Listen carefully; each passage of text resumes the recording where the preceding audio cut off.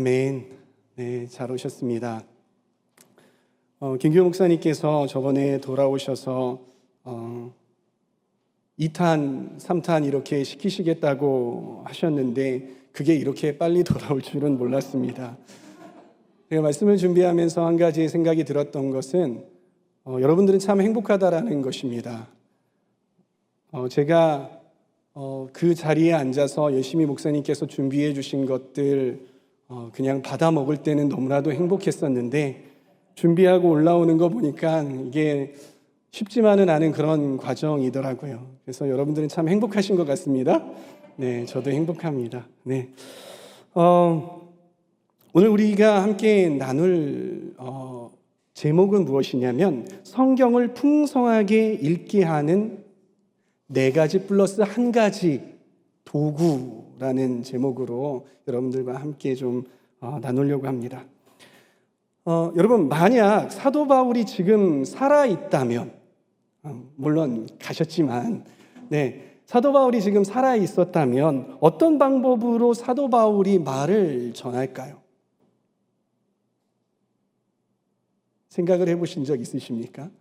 어떤 방법으로 사도 바울의 말을 전할까요? 어떤 교회에 편지를 보내고 이런 글을 써야 하는데 어떤 방법으로 지금 이 시대 가운데에서 전달할까요?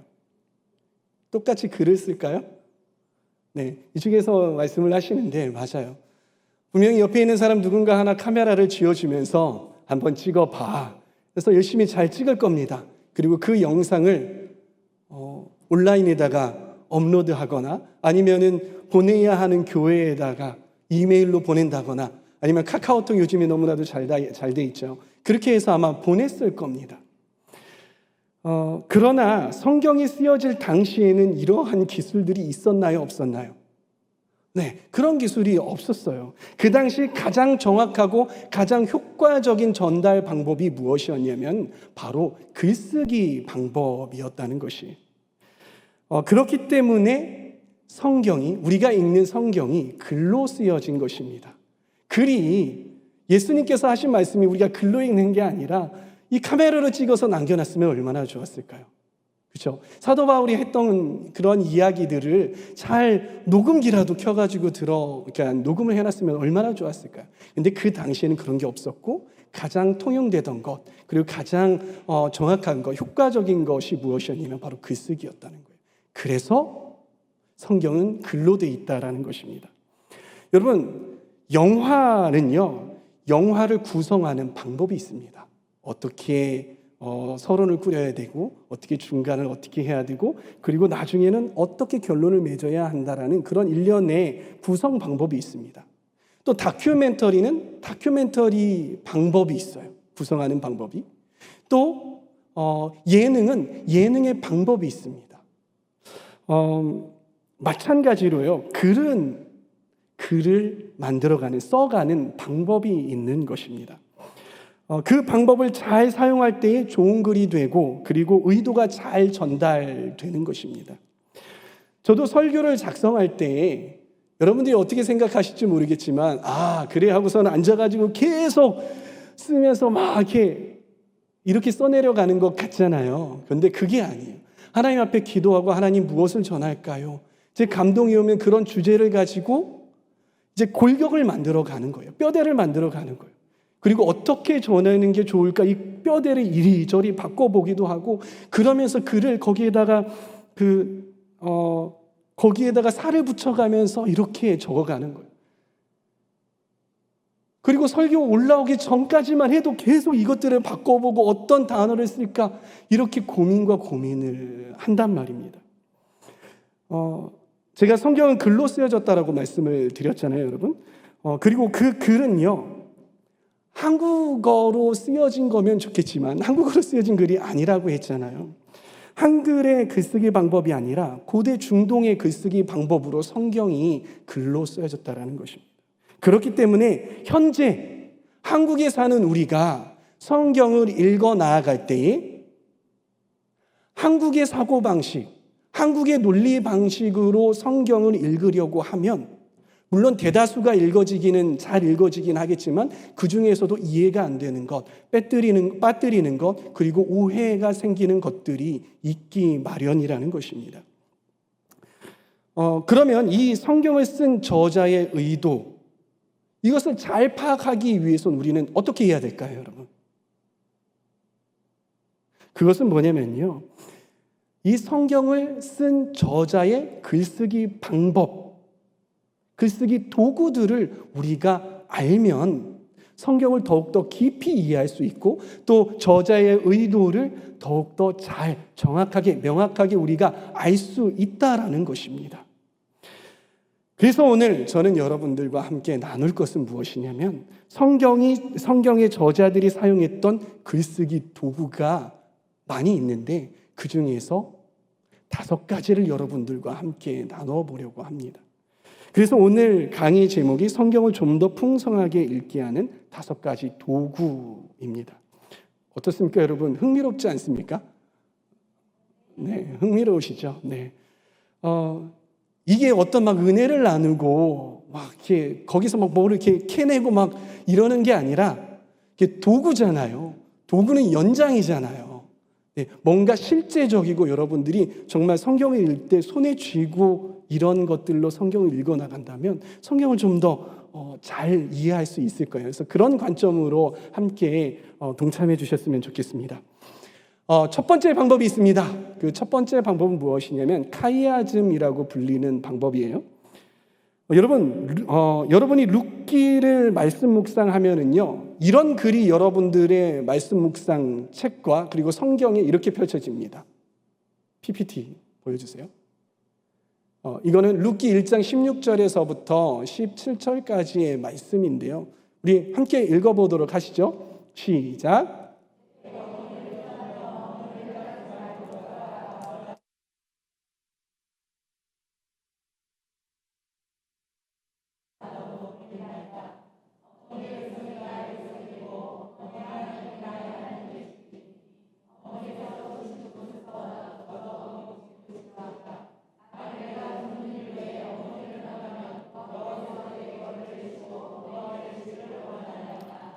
아멘. 참 은혜로운 말씀이죠. 그렇죠? 여러분들에게 퀴즈를 내도록 하겠습니다.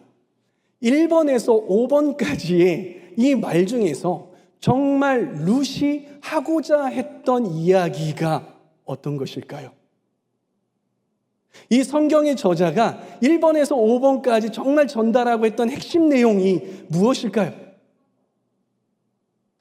여러분들도 생각을 해보시고 그리고 그 예배를 온라인으로 드리고 계신 여러분들도 가족과 함께 한번 맞춰보시기 바랍니다. 무엇일까요?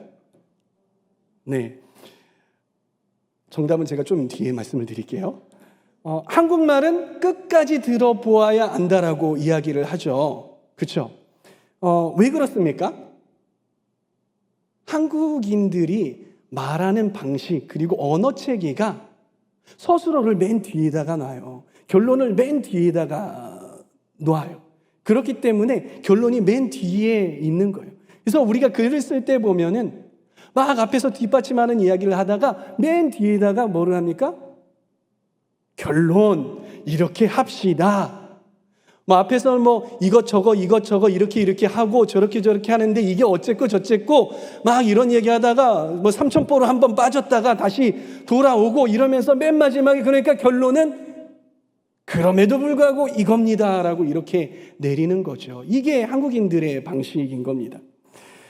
그래서 이 본문 말씀을요 읽으면 맨 마지막에 등장하는 내가 죽는 일 외에 어머니를 떠나면 여호와께서 내게 벌을 내리시고 더 내리시길 원합니다. 여기에 초점을 맞추고 이렇게 말씀 묵상을 하는 분들이 한국인들 중에 정말 많다라는 것입니다. 여러분, 영어를 사용하는 사람들은 결론을 어디다 둡니까? 앞에다가 둡니다. 왜냐하면 이 서술어, 동사 이게 앞에 와 있기 때문인 거예요.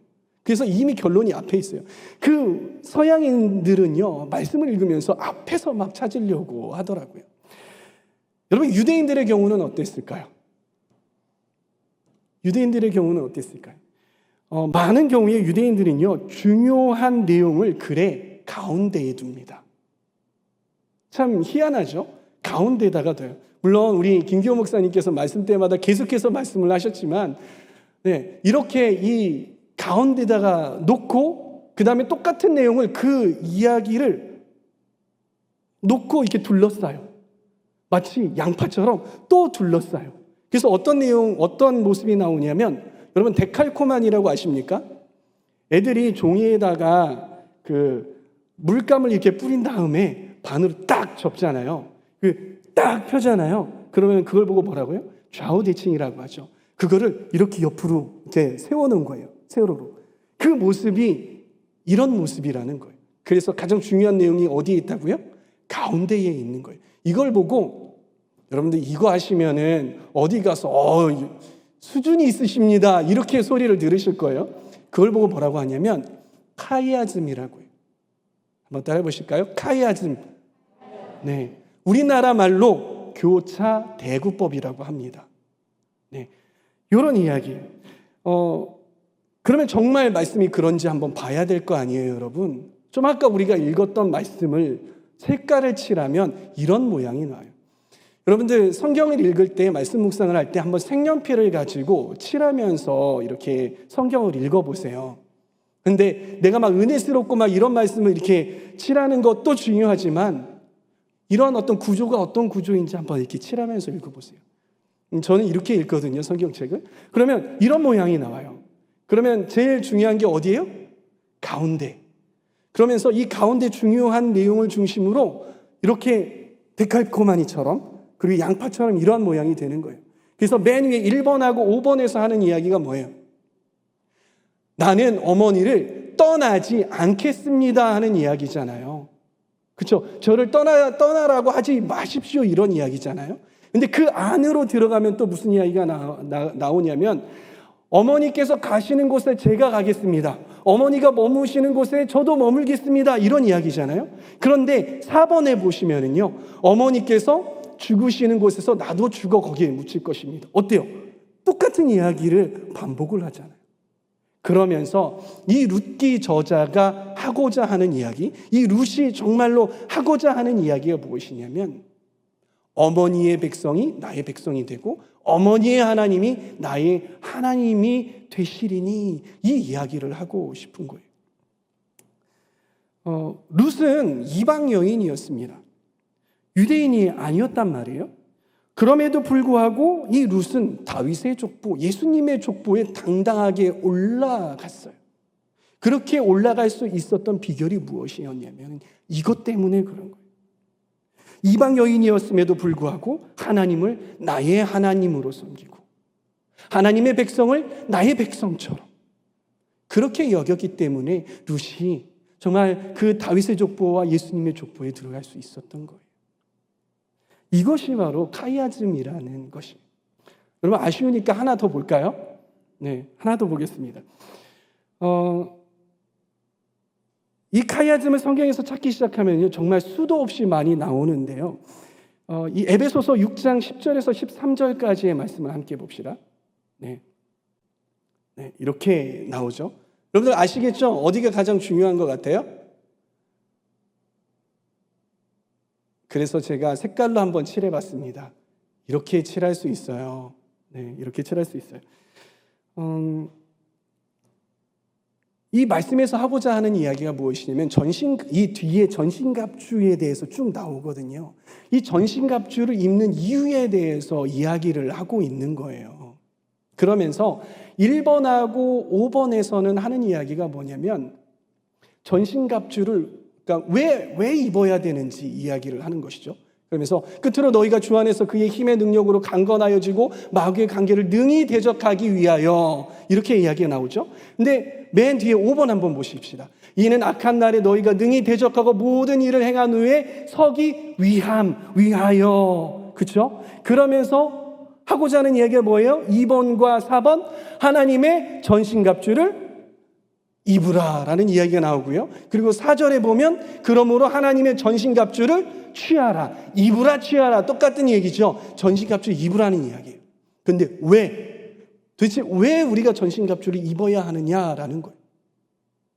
그것은 무엇이냐면 우리의 씨름은 혈과 육을 상대하는 것이 아니요 통치자들과 권세들과 이 어둠의 세상 주관자들과 하늘에 있는 악의 영을 상대합니다. 우리가 사람을 상대하는 게 아니에요. 우리 공동체 가운데에서 우리의 적이 여기 있습니까, 여러분? 옆에 있는 사람이 우리의 주적입니까? 아니란 말이에요. 우리 주적은 누구예요? 바로 악의 영들. 그 악의 영들을 상대하기 위해서 여러분 전신갑주를 입으셔야 합니다. 이 이야기를 하고 있는 게 우리가 이 카이아즘을 통해서 확실히 알 수 있잖아요. 우리가 이 카이아즘을 모르고 성경을 읽잖아요. 그러면 성경을 읽다가 내가 꽂히는 단어, 내가 꽂히는 구절, 거기에 막 은혜를 받으면서 이렇게 하고 있어요. 물론 그게 제가 나쁘다는 게 아니에요. 그렇게 하셔야죠. 그런데 우리가 카이아즘을 알고 나면, 이 구조를 알고 나면, 무엇이 정말 이 저자가 하고자 하는 이야기인가라는 것을 우리가 명확하게 알 수 있는 거예요. 그러면서 성경을 더욱더 풍성하게 우리가 읽어낼 수 있는 것입니다. 그래서 여러분들은 이 카이아즘 잘 기억해 주시기 바랍니다.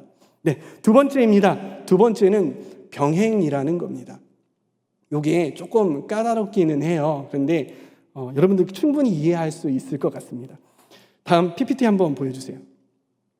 병행이라는 말은 무엇이냐면요, 글이 A, B, C 이렇게 구성이 됐다가 갑자기 똑같은 말이 A라는 말이 또 나오고요, 그 다음에 B, C 이렇게 나오는 구조예요. 여러분들 성경을 읽을 때 그런 느낌 받아본 적 있으세요? 이거 분명히 저 앞에서 읽어봤는데, 제가 자꾸 충청도 얘기를 읽어봤는데 이런 생각이 들어요. 그러면서 우리는 그 앞으로 가나요, 안 가나요? 잘 안 가죠.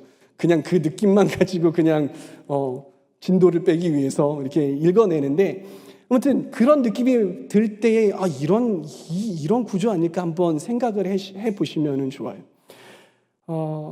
중요한 내용이 어디 있습니까? 네, C에 있어요. 세 번째에 있어요. 이게 세 번째 반복되는 데 있단 말이에요. 그래서 다음 한번 보십시오. 보실까요? 네, 디도서 1장 10절에서 14절 말씀이 이 병행으로 이루어져 있는 그런 말씀이에요. 한번 보시죠. 또 색깔을 칠해왔습니다. 이렇게 나와요. 여러분들이 눈으로 보시니까 이해가 가시죠? 네, 노란색, 녹색, 빨간색, 노란색, 녹색, 빨간색 이렇게 나오잖아요. 10절에서 12절까지 하는 이야기가 뭐냐면요, 공동체 가운데에 할례파가 있고 그레데인들이 있잖아요. 근데 할례파에 대해서 이야기를 하는 거예요. 할례파는 어떤 사람들이냐면 불순종하고 헛된 말을 하며 속이는 자, 이런 사람들이 할례파라는 거예요. 근데 그레데인이라는 사람도 있는데, 그레데인은 어떤 사람이냐면 항상 거짓말쟁이고 악한 짐승이고 배만 위하는 게으른 뱅이, 이런 사람들이 그레데인들이래요. 그런데 그레데인들을 어떻게 대하라 라고 이야기하는 게 녹색이에요. 뭐라고요? 그들의 입을, 할례파 사람들의 입을 막을 것이라, 이렇게 이야기가 되죠. 그리고 그레데인들은 어떻게 해요? 그러므로 네가 그들을 엄히 꾸짖으라, 이런 이야기가 나온단 말이에요. 근데 빨간색이 중요하다고 그랬잖아요. 세 번째가 중요해요. 왜 그래야 하느냐? 그건 무엇이냐? 왜 그러냐면, 그렇게 하지 않으면 이런 할례파 더러운 자들이 이득을 취하고 마땅하지 아니한 것을 가르쳐 가정들을 자꾸 온통 무너뜨리기 때문에 그들의 입을, 즉 할례파 사람들의 입을 막으라는 이야기예요. 그리고 그레데인들은 그들의 입을 막아야 그들로 하여금 믿음을 온전하게 하고, 그렇죠? 그리고 유대인들의 헛된 이야기와 진리를 배반하는 사람들의 명령을 따르지 않는다라는 거예요. 그러니까 이런 구조가 이렇게 강조가 되는 이런 지점을 여러분들 아시겠죠? 우리가 이런 것들을 알 때 성경을 더 풍성하게 읽어낼 수 있는 것이죠. 세 번째는 무엇이냐면 수미상관, 또 어떤 사람들은 수미상관이라고도 하고요, 수미상응이라고도 합니다. 그리고 영어로는 액자식 구성이라고도 해요. 이 방법은 맨 앞과 맨 뒤가 같은 내용이 똑같이 등장하는 그런 거예요. 어디서 많이 보이냐면요, 시편에서 많이 보여요. 그래서 우리 문학에서도 이런 것들이 등장하는데, 우리 문학에서는 대개 글의 안정감과 암시, 균형감, 반복되는 운율, 이런 것들을 위해서 쓰거든요. 근데 성경에서는 뭔가 좀 달라요. 그게 뭐냐면 앞뒤로 이렇게 앞과 뒤에 있는 이 부분이 중요한 거예요. 정말 하고자 하는 이야기인 거예요. 근데 여러분, 이거 샌드위치 기법하고 헷갈려 하시면 안 돼요. 샌드위치 기법은 A, B, A가 나오는데 바로 이어져 있어요. 근데 액자식 구성은 A 저 위에 있고요, 그 A-가 맨 밑에 있어요. 그러면서 그 가운데 상당히 많은 이야기가 그 안에 있는 거예요. 그러면서 이 맨 위에 맨 밑에 있는 것은 중요한데, 그 위와 밑에 있는 것을 뒷받침하기 위한 이야기들이 그 가운데에 이렇게 들어와요. 우리 한번 보시죠. 시편 8편 1절에서 9절까지의 말씀. 제가 좀 너무 길어서 중약을 했어요. 그래서 색깔로 제가 칠하는 거 그냥 바로 보실게요. 1절과 9절에 무슨 이야기가 있어요? 여호와 우리 주여, 주의 이름이 온 땅이 어찌 그리 아름다운지요. 9절, 여호와 우리 주여, 주의 이름이 온 땅이 어찌 그리 아름다운지요. 똑같죠. 네. 그러면서 이 시편의 저자는 하나님의 온 땅에 너무나도 아름다우신 그 하나님을 찬양하고자 하는 게 주된 목적이고 주된 의도인 거예요. 그런데 그 안에 하나님이 어떠하시기 때문에, 하나님이 어떠신 분이시다라는 것들이 그 안에 이렇게 쭉 나와 있는 것이죠. 이걸 보고 액자식 구성이라고 하는, 수미상관이라고 하는 것입니다. 네, 넘어가시죠. 앞에 보실게요. 여러분, 이거 이해하시죠? 네, 액자식 구성 이해하시죠? 네, 네 번째는 수위입니다. 이 방법은요, 분량에 대한 방법입니다. 여러분, 성경의 분량이 한정되어 있잖아요. 이 성경책이 줄여놓으니까 이렇게까지 얇아지잖아요. 이 속에 하나님께서 하시고자 하는 이야기들을 충분히 담아야 한단 말이에요. 그러면 여러분들이 성경의 저자고 여러분들이 하나님이라면 중요하지 않은 이야기를 길게 막 장황하게 늘어놓으시겠습니까? 아니죠. 중요하지 않은 것들은 그냥 생략하거나 최대한 줄여요. 그리고 중요한 내용을 어떻게 해요? 많이 쓰는 거예요. 많이 쓰는 거예요.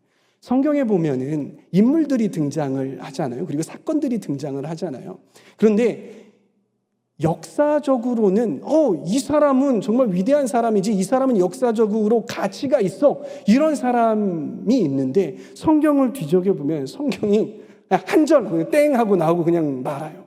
이게 무슨 의미일까요? 왜 그렇게 썼을까요? 인간적인 눈으로 봤을 때에는 그 사람이 의미 있어 보이고 그 사람이 위대해 보이고 당연히 길게 써야지 하지만은 하나님의 관점으로 봤을 때에는, 그렇죠? 하나님의 관점으로 봤을 때에는 그 사람은 그렇게 의미가 있지 않은 거예요. 그래서 그런 관점으로 보면 성경의 분량을 보면 무엇이, 그리고 누가 하나님께서 주목해보고 계시는지 우리는 알 수 있다라는 것입니다. 여러분, 수위라는 방법은 그 중에서 분량에 대한 것이라고 제가 이야기 드렸잖아요. 어떻게 진행이 되느냐면요, 앞에 분량은 적어요. 근데 적은 것들이 반복이 돼요. 그러다 갑자기 분량이 확 하고 늘어나는 그런 이야기, 그런 그 구조를 가지고 있어요. 그래서 창세기 5장 12절에서 24절을 보면은요, 우리가 쉽게 알 수 있습니다. 창세기 5장을 보면 이제 족보에 대해서 이렇게 쭉 나오잖아요. 그러면서 어떤 패턴으로 가냐면은요, 아무개는 몇 살에 누구를 낳았고 몇 년을 살다가 몇 살에 죽었다. 이게 다 그런 패턴인 거예요. 그래서 게난을 보면 게난은 3절, 그렇죠? 마할랄렐은 3절, 그리고 야렛은 3절. 그런데 에녹은 4절을 할애하는데 그게 또 길어요. 약 2배가량 된단 말이에요. 그러면 이 성경에서 중요하게 하나님께서 주목해 보시고 이 성경 저자가 강조하려고 하는 사람이 누구예요, 여러분? 그렇죠. 에녹인 거예요. 이게 분량을 보면 우리가 누가 중요한지 알 수 있다라는 것이. 왜 에녹이 중요할까요? 그것은 에녹은 하나님과 동행했다. 그리고 하나님께서 데려가셨다. 하나님과 동행한 사람이기 때문에 중요하게 쓰고 싶으셨던 것이죠. 우리가 성경을 보면서 이렇게 그 페이지 계속 띄워주세요. 성경을 보면서 어떤 오류를 범하기 쉽냐면요. 갑자기 저렇게 분량이 많으니까 분량 많은 거 별로 눈길 가고 싶지 않은 거예요. 그러니까 짧은 것들에 눈길을 가면서 계난을 계속 묵상을 하는 거예요. 마할랄레를 계속 묵상을 하는 거예요. 그 야레스 계속 묵상을 하는 거예요. 그래놓고 막 은혜를 받았다고 그러는 겁니다. 좋죠. 그래, 은혜 받을 수 있습니다. 제가 은혜 받지 말라는 거 아니에요. 충분히 받을 수 있어요. 그런데 우리가 에녹을 보고 이 에녹을 보고 우리가 은혜를 받고 이걸 가지고 삶에 적용한다면 얼마나 좋을까요? 여러분, 저 게난하고 마할랄레라고 야렛은 별로 삶에 적용할 거리가 없어요, 여러분. 그런데 에녹을 보면 그가 하나님과 동행했고 하나님께서 그를 데려가셨다. 이것만으로도 우리가 얼마나 큰 은혜가 됩니까? 이렇게 우리가 성경을 보아야 된다는 거예요. 이걸 보고 수위라고 합니다.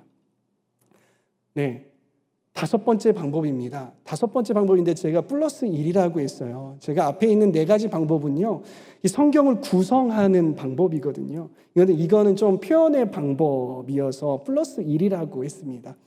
여러분들이 너무 지루하실 것 같아서 하나 이렇게 첨가를 해봤어요. 근데 이걸 또 알면은 와, 그렇구나, 이렇게 또 이렇게 성경을 풍성하게 읽을 수 있구나, 그러한 마음이 들 수 있을 것 같아요.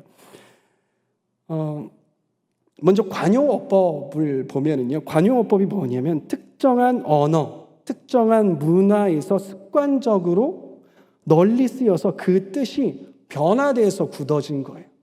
제가 저번에 설교를 하면서 여러분들과 나누었던 게 한국 사람들은 나이를 어떻게 한다 그래요?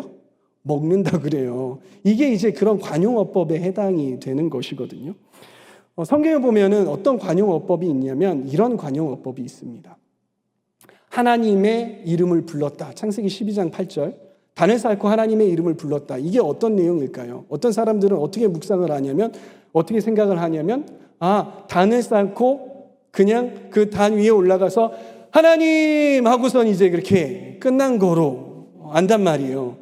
네, 이 중에서도 분명 그렇게 생각하신 분들도 계셨을 거예요. 그게 아니라 단을 쌓고 하나님께 예배한 거죠. 그렇죠? 이게 관용어고요. 단에서부터 브엘세바까지, 이 이야기가 뭐냐면 단이 이스라엘의 맨 위에 있잖아요. 브엘세바는 맨 밑에 있어요. 이 계속 이제 단에서부터 브엘세바까지 이렇게 나오면 이스라엘의 전 영토를 가지고 이야기를 하는 거예요. 그리고 돌과 나무로 행음하다라는 말은 정말 돌과 나무를 가지고 행음한 게 아니라 바알과 아세라를 섬겼다라는 말이에요. 즉 우상 숭배했다라는 이야기인 것이 이 돌과 나무로 행음하다라는 것입니다. 그 외에도 관용어가 참 많아요. 그런 관용어가 없는지 한번 생각을 해보시고요. 좀 이해가 안 된다 그러면은 개인적으로 한번 카톡을 해보세요. 한번 제가 찾아볼게요. 그 다음에는 완곡어법이에요. 완곡어법은 무엇이냐면 거칠고 직접적인 표현 대신에 온화하고 간접적인 표현을 쓰는 것이에요. 여러분, 누가 이렇게 죽었어요. 네, 죽었어요. 그러면 그러니까 우리 집안에 어르신이 죽었습니다, 이렇게 표현하면 어떻습니까? 뭔가 이렇게 예의 없는 것 같고 뭔가 좀 불편하고 좀 뭔가 거칠잖아요. 그래서 우리는 어떻게 말하나요? 누군가 죽었을 때 돌아가셨습니다. 그렇죠? 하나님 나라로 가셨습니다. 주님께서 부르셔서 가셨습니다. 이렇게 표현을 하잖아요. 이걸 보고 완곡어법이라고 하거든요. 이런 거예요. 창녀와 합하다. 창녀와 합하다. 이게 창녀와 결혼하다, 그런 이야기도 될 수 있지만은 성경에서 창녀와 합하다라는 것은 무엇이냐면 창녀하고 성관계했다라는, 문란했다라는 거예요. 이럴 때 이런 이야기를 쓰거든요. 그리고 저 사사기는 아니지만은 이 사울 왕이 동굴로 들어가서 앉아서 발을 가리웠다라고 이렇게 표현이 되잖아요. 이 발을 가리웠다는 것은 정말 그 자기 옷 가지고 발을 이렇게 가리운 게 아니라 그 당시 옷이 어땠어요? 길었잖아요. 그래서 대변을 보기 위해서는 이 옷을 가지고 발을 가려야 돼요. 그렇기 때문에 발을 가렸다라는 것은 대변을 보다. 좀 더 원색적으로 하면 똥 쌌다. 네, 이런 표현이 되는 거예요.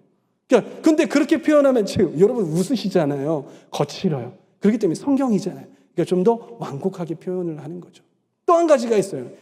여러분 이게 발이라는 표현을 볼 때 고지고대로 발이라고 생각을 하시면 안 돼요.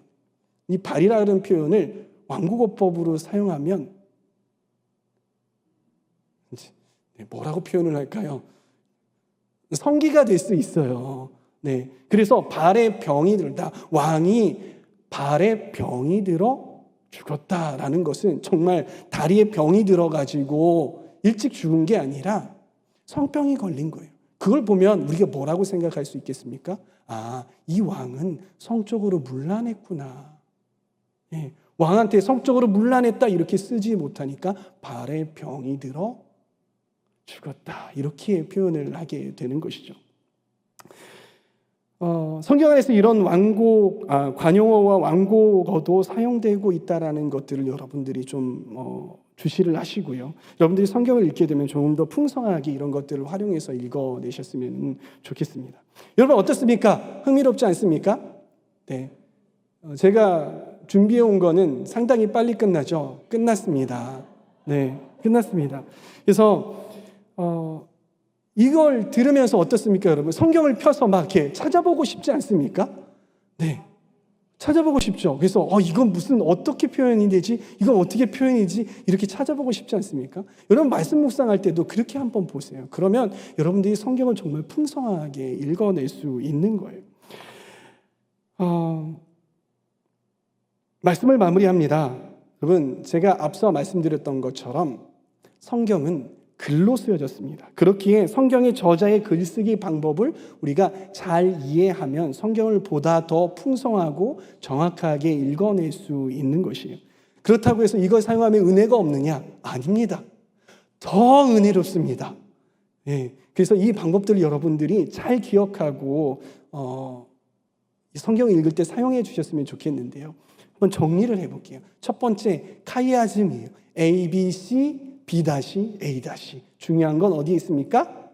가운데에 있습니다. 병행 A, B, C, A-, B-, C-. 중요한 건 어떤 겁니까? 네, C예요.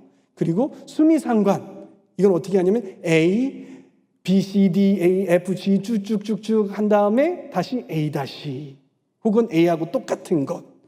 정말 하고자 하는 이야기가 무엇입니까? A. 그리고 가운데 그것들을 설명해 주기 위한 것.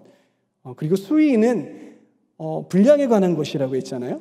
A, B, C, D 이렇게 똑같은 분량으로 가다가 갑자기 분량이 뻥 튀기가 되는 겁니다.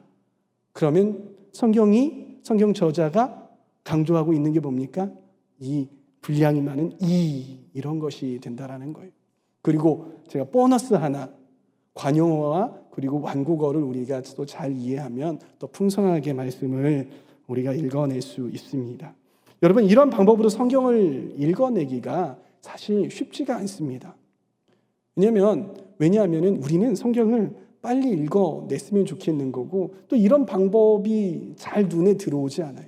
그런데 여러분들이 계속해서 이런 방법대로 읽어나가고 색칠하고 읽어나가면 어느 순간 이런 것들이 막 눈에 들어와요. 제가 그랬어요. 얼마나 기쁜지 몰라요. 그러면서 거기에서 캐내오는 그러한 진리는요, 그러한 은혜는요, 정말 2배, 3배 더 크다라는 것 여러분들 기억하시고 포기하지 마시고 이 방법을 잘 사용해서 성경을 읽어내기를 축복합니다. 그 과정 가운데 우리가 잘 우둔해서 잘 그렇게 해나갈 수 없지만 성령님께서 도와주실 줄 믿습니다. 한 가지 이야기만 하고 마치려고 합니다. BC 444년 어떤 일이 있었습니까? 이스라엘이 바벨론의 포로로부터 이제 이스라엘로 돌아오게 된 거잖아요. 이들이 예루살렘으로 귀환합니다. 그러면서 에스라가 이 페르시아에서부터 예루살렘으로 돌아와 보니까 이 성전은 다 완공이 되었는데 백성들 한 명 한 명, 그리고 백성들의 분위기를 보니까 그들이 도덕적으로 너무나도 타락해 있는 거예요. 도덕적으로 너무나도 문란해 있는 거예요. 신앙적으로 너무나도 문란해 있는 거예요. 그 모습을 보고 에스라가 너무나도 마음에 아파하면서 그가 했던 것이 바로 무엇이냐면 영적 각성 운동이었습니다. 에스라는 이렇게 이 영적 부흥 운동, 영적 각성 운동을 주도하게 되는데요. 에스라가 어떤 사람이었는지 한번 봅시다. 에스라서 7장 10절 말씀 함께 읽어볼까요? 시작. 에스라는 주님의 율법을 깊이 연구하고 지켰으며 또한 이스라엘 사람들에게 율례와 규례를 가르치는 일에 헌신하였다.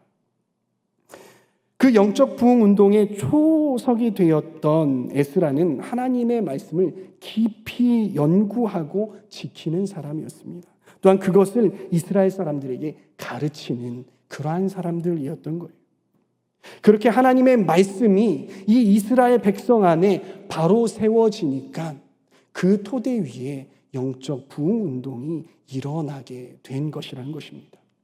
사랑하는 주임제 교회 성도 여러분, 하나님의 말씀이 우리 안에 바로 서 있지 않으면은요, 우리가 하는 그 어떤 일이 얼마나 위대해 보이고 정말 커 보이고 정말 의미 있는 그런 일처럼 보일지 모르지만 그것은 금방 사상 누각이 되어버릴 수 있다라는 것이에요. 그리고 그것이 정말 하나님의 뜻대로 나가기가 어렵다라는 것입니다. 우리가 하나님의 말씀이라는 기초 위에 설 때에 우리의 신앙이 그리고 우리의 삶이 온전히 굳건하게 서갈 수 있다라는 것 여러분들 믿으시기 바랍니다. 그러기에 우리는요, 말씀을 그냥 읽어낼 뿐만이 아니라 말씀을 연구해야 하는 거예요. 그리고 말씀을 배워야 하는 것입니다. 그리고 그 말씀대로 정말 치열하게 살아내야 하는 것입니다. 그럴 때 우리의 삶과 우리의 신앙이 하나님께서 보시기에 올바른 방향으로 나아갈 수 있는 것입니다. 오늘 우리가 함께 나눈 성경을 풍성하게 읽게 해주는 5가지의 도구들, 이것들을 여러분들이 기억해 주시기를 부탁드립니다. 그리고 이것들을 가지고 더 말씀을 풍성하게 읽기 위해서, 더 말씀을 정확하게 읽기 위해서 꼭 사용해 주시기를 부탁드립니다. 그래서 에스라처럼 말씀 위에 바로 서서 이 혼탁한 시기 가운데에 빛과 소금이 되시기를 축복합니다. 우리 마지막으로 이 말씀을 한 구절 읽고 잠깐 기도하겠습니다. 읽을까요? 시작. 주의 말씀의 맛이 내게 어찌 그리 단지요 내 입의 꿀보다 더 다니이다. 이 말씀의 은혜가 우리 가운데 있기를 소망합니다. 기도하겠습니다.